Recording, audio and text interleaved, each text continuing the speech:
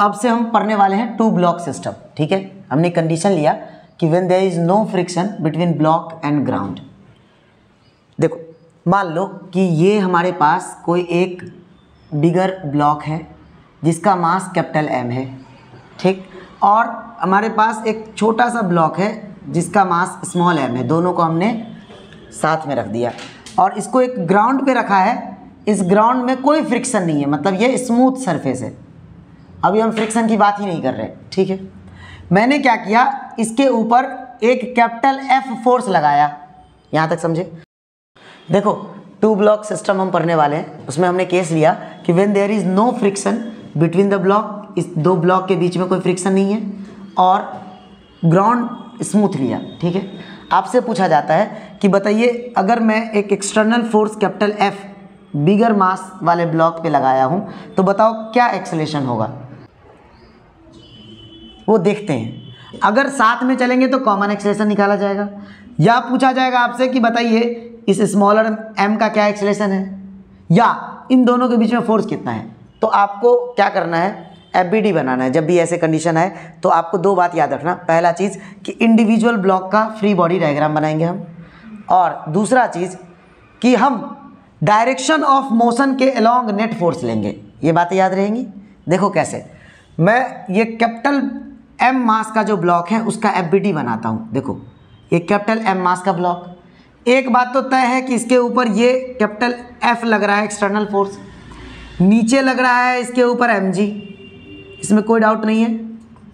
और ये जो सरफेस है, ये सरफेस इसके ऊपर लगा रहा है, मान लो मैंने कह दिया N1 नॉर्मल।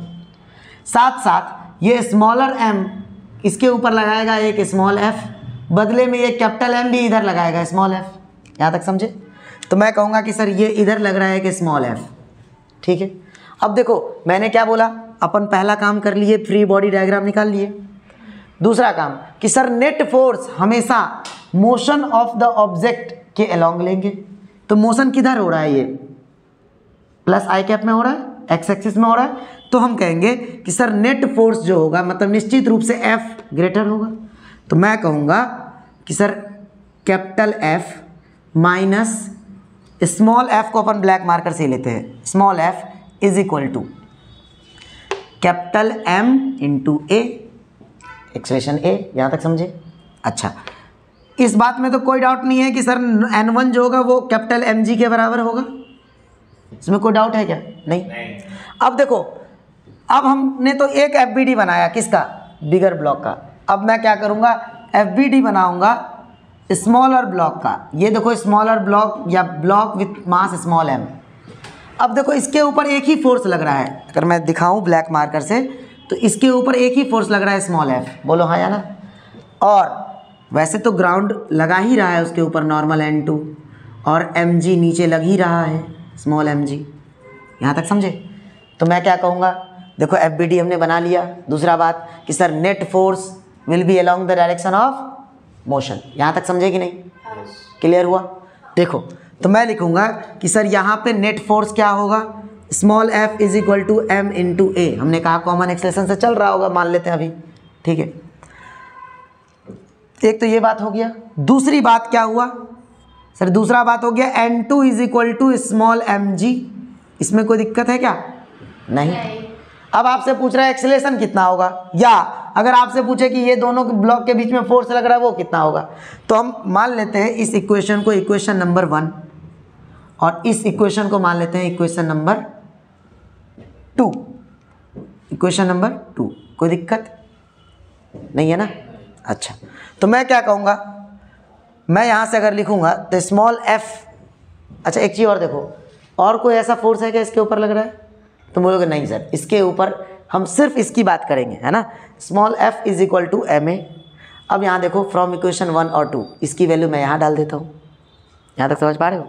तो मैं क्या कहूँगा, फ्रॉम इक्वेशन 1 एंड 2 हमें क्या मिला, हम कहेंगे सर कैपिटल F माइनस, देखो स्मॉल f की जगह मैंने इक्वेशन 2 से लिख दिया ma इज इक्वल टू क्या होगा, कैपिटल ma। कोई दिक्कत है? देखो एक बार फिर से, यहाँ तक समझ गए? ठीक। अब बताओ मुझे, अगर मैं इसको इधर ले जाऊँ तो क्या capital F is equal to capital MA plus small MA, दोनों से मैं एक्सेलेरेशन कॉमन ले लूँगा, क्या आएगा capital M plus small m is equal to capital F। अब इसमें देखो एक्सेलेरेशन कितना आएगा, तुम बोलोगे सर नेट फोर्स अपॉन दोनों का मास, ये आएगा कि नहीं आएगा, ये हो गया। ये तो अपना पहला काम हो गया। हमारा पहला मकसद क्या था, एक्सेलेरेशन निकालना। दूसरा मकसद दोनों ब्लॉक के बीच में लगने वाला कांटेक्ट फोर्स निकालना। तो देखो कांटेक्ट फोर्स, अब इक्वेशन एक्सेलेरेशन की वैल्यू इक्वेशन 2 में पुट कर दो तो हमें क्या मिलेगा, हमें मिलेगा sir F is equal to, देखो दोनों F की वैल्यू सेम है ना, भले अपोजिट डायरेक्शन में लग रहा है, is equal to M into बताओ क्या, capital F upon M plus M। यहाँ तक समझे कि नहीं समझे, देखो बताओ क्लियर हुआ। ये जो अपन ने अभी पढ़ा कि 2 ब्लॉक सिस्टम में एक capital M small m block है, दोनों आपस में चिपके हुए हैं और एक स्मूथ सरफेस पे रखा हुआ है, इन दोनों के बीच में एक स्मॉल f फोर्स लग रहा है जो कि एक्शन रिएक्शन पेयर कह सकते हैं अपन, और एक्सटर्नल फोर्स F लग रहा है। तो हमने निकाला, आपको डिराइव करके बताया कि जो एक्सेलरेशन होता है कॉमन एक्सेलरेशन वो होता है फोर्स अपॉन दोनों का मास का सम। इसी को अगर अपन शॉर्टकट याद रखें, आप याद रखना कि एक्सेलरेशन जो होता है वो होता है net external force divided by total mass. देखो यहाँ पे नेट एक्सटर्नल फोर्स F है, टोटल मास क्या है कैपिटल M और स्मॉल m। और अगर आपको दोनों के बीच में कॉन्टैक्ट फोर्स पूछिए तो कॉन्टैक्ट फोर्स हमेशा किसके ऊपर निकालेंगे, जो सिंगल होगा। जैसे देखो ये स्मॉल m है, इसके ऊपर सिंगली ये स्मॉल f लग रहा है, तो स्मॉल f इजिकल टू क्या लिख सकते हैं m इंटू ए, और यही a की वैल्यू यहाँ लिखा हुआ है।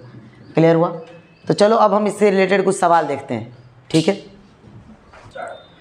तो अपने पास ये कुछ सवाल दिए हुए हैं, चलो इसको सॉल्व करते हैं। देखो आपसे क्या कह रहा है, F0 की वैल्यू पता कीजिए, F1 की वैल्यू पता कीजिए और एक्सेलरेशन पता कीजिए इन द गिवन सिस्टम।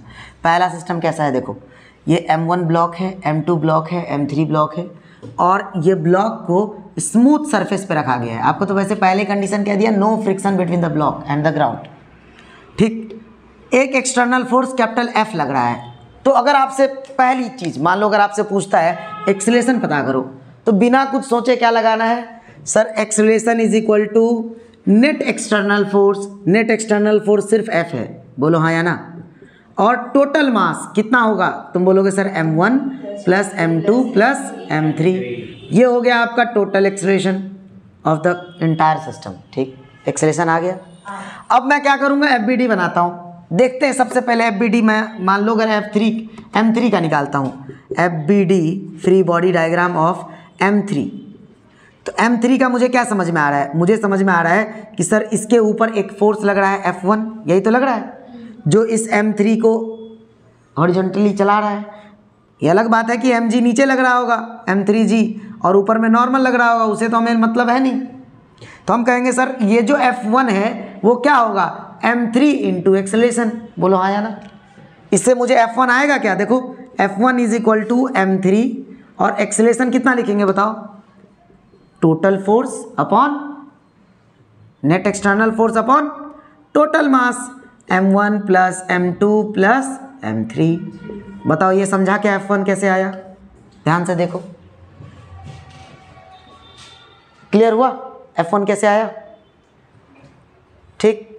और अगर आपसे पूछे F2, अब देखो एक मिनट, F0 पूछे तो हम क्या करेंगे, मैं चाहूँ तो इन दोनों के कंसेप्ट से भी निकाल सकता हूँ, या मैं एक काम करता हूँ M2 का निकाल लेता हूँ फ्री बॉडी डायग्राम, उससे भी निकल जाएगा। समझ पा रहे हो, देखो M1 निकल समझ में आ गया, इसको मैं मिटा दूँ या इधर कर लेता हूँ सॉल्व। इधर देखो, अब मैं फ्री बॉडी डायग्राम बनाऊँगा FBD ऑफ M2। अब देखो M2 का फ्री बॉडी डायग्राम देखो कितना इंपॉर्टेंट है। ये रहा अपने पास M2। अब मैं mg और नॉर्मल नहीं दिखाऊंगा, बस अपन साइड वाला फोर्स देख रहे हैं। इसके ऊपर लग रहा है क्या F1, बोलो क्लियर। देखो ये F1 इधर लग रहा है। फ्री बॉडी डायग्राम होता क्या है, एक ऐसा डायग्राम जिसके अंदर हम किसी भी ऑब्जेक्ट पे लगने वाला टोटल फोर्स को दिखाते हैं, उसके ऊपर लगने वाला। क्लियर है। अब देखो आपके मन में चलेगा सर F1 इधर भी तो लग रहा है, लेकिन ये F1 M2 के कारण लग रहा है इस पे, है ना। ये जो F1 है ये M2 लगा रहा है F3 पे, तो हम वो फोर्स को नहीं दिखाते फ्री बॉडी डायग्राम में जो ऑब्जेक्ट लगाता है, हम सिर्फ उसी फोर्स को दिखाते हैं जो ऑब्जेक्ट के ऊपर लगता है। अब देखो F1 इधर लगा और सर इसके ऊपर एक लगा F0, मैंने कहा F0 इधर। अब मुझे बताओ कौन सा फोर्स बड़ा होगा, F1 बड़ा होगा या F0 बड़ा होगा? इसके लिए मैंने क्या बताया आपको कि सर नेट फोर्स हमेशा डायरेक्शन ऑफ मोशन की तरफ होगा। समझ में आया? तो नेट फोर्स सर अगर पूरा ब्लॉक इधर की तरफ एक्सेलरेट कर रहा है तो ऑब्वियस सी बात है सर F0 ग्रेटर होगा। तो मैं लिखूंगा F0 minus F1 is equal to M2 into ए। बोलो क्लियर? अपने को क्या चाहिए? F0 चाहिए। तो मैं लिखूंगा F0 इज इक्वल टू क्या लिखूंगा? देखो sir M2A clear plus F1। अच्छा F1 इज इक्वल टू क्या लिखा था हमने? M3A लिखा था क्या? यहां देखो, तो क्या मैं ये लिख सकता हूं F0 इज इक्वल टू, ध्यान से देखते जाओ बस, F0 is equal to M2A plus M3A। इन दोनों में कॉमन ले लो A, क्या आ जाएगा?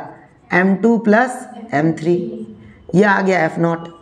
लेकिन आपको ऑप्शन में ऐसे नहीं दिया रहेगा क्योंकि आपको तो एक्सेलरेशन भी पता करना होगा। तो क्या मैं ये लिख सकता हूँ? देखो F0 is equal to, F0 क्या है? It is the normal reaction या action reaction pair between M1 and M2। ठीक है, तो F0 इज इक्वल टू क्या लिखेंगे बताओ? एक्सेलरेशन की जगह लिखेंगे सर टोटल फोर्स या net external force upon total mass M1 plus M2 plus M3, ठीक है, multiplied with M2 plus M3। बताओ ये समझा कि नहीं समझा? फिर से देखो, एकदम तसल्ली से देखिए, कोई हड़बड़ाहट नहीं है। ठीक है, देख लीजिए आप। देखो जो अभी अपन ने पढ़ा M1 M2 M3 के फॉर्म में, उसी पे बेस्ड एक सवाल है। एक्सटर्नल फोर्स दिया हुआ है 60 न्यूटन, M1 की जगह दिया हुआ है आपको 2 kg, M2 की जगह दिया हुआ है 3 kg और M3 की जगह दिया हुआ है 5 kg, है ना। वहाँ पे अभी अपन ने देखा F0 की जगह है N1, F1 की जगह है N2। आपको सवाल वही है, पता कीजिए क्या होगा एक्सेलरेशन, क्या होगा N1 और N2, इसकी क्या वैल्यू होगी, यही सवाल है। तो याद रखना मेरी ट्रिक कि सर एक्सेलरेशन क्या होता है? एक्सेलरेशन मतलब नेट एक्सटर्नल फोर्स, फिर से लिख देता हूँ मैं, net external force divided by total mass. यहाँ तक समझे? अब मुझे बताओ नेट एक्सटर्नल फोर्स कितना है? एक्सटर्नल, इंटरनल नहीं। देखो ये जो N1 N2 है, N1 इधर भी लगेगा और इधर भी लगेगा, ये तो इंटरनल फोर्स है। बोलो आ जाना। ये देखो ये तो इंटरनल फोर्स है N2, क्लियर। अपने को एक्सटर्नल फोर्स देखना है, तो नेट एक्सटर्नल फोर्स है sir 60 Newton divided by total mass कितना? 3 2 5 5 10 kg, है ना। 60 न्यूटन अपॉन 10 kg, ये क्या हो जाएगा? 6 मीटर पर सेकेंड स्क्वायर। ये समझ में आ गया एक्सेलरेशन? कितना आसान सवाल हो गया।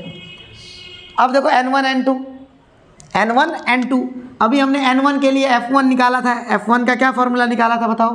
तुम बोलोगे सर M3 इंटू A, है ना। तो F1 या यहाँ पे हो जाएगा N2 इज इक्वल टू क्या लिखोगे तुम? N2 इज इक्वल टू लिखोगे सर 5 kg इंटू एक्सेलरेशन, यही तो लिखेंगे। तो इसको देखो एक्सेलरेशन 6 आ गया, 5 इंटू 6 ये कितना हो गया? 30 न्यूटन। हो गया क्या 30 न्यूटन? पक्की बात। अगर ये तुम समझ पा रहे हो तो ठीक, नहीं तो फ्री बॉडी डायग्राम बना लिया करो।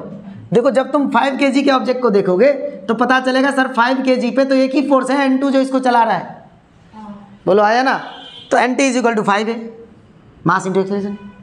अगर आप FBD 3 kg का बनाते हो, मान लो ये 3 kg का मैं FBD बनाता हूँ, तो 3 kg के लिए मैं क्या सोचूंगा? मैं सोचूंगा कि सर N2 इधर की तरफ लग रहा है और N1 इधर की तरफ लग रहा है। लेकिन सर पूरे इंटायर सिस्टम चल रहा है आई कैप में, तो निश्चित रूप से N1 ज़्यादा होगा। तो N1 minus N2 is equal to mass into acceleration, mass 3 kg into acceleration. बोलो क्लियर? अब आपको निकालना है N1, तो यहाँ देख लो, इसी को यहाँ लिखते हैं सॉल्व। N1 माइनस N2 कितना? तुम बोलोगे sir 30 newton is equal to 3 into acceleration कितना? ये देखो 6। तो N1 कितना हो जाएगा? 18 प्लस 30, मतलब N1 की वैल्यू हो गई 48 न्यूटन। बोलो समझा कि नहीं? एक बार देख लो, एकदम अच्छे से देख लो। यहाँ तक क्लियर हुआ? पक्का? ठीक है।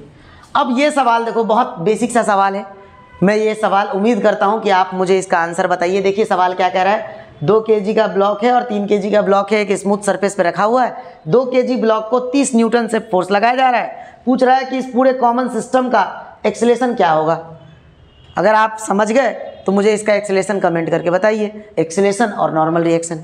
ठीक है, चलो थैंक यू।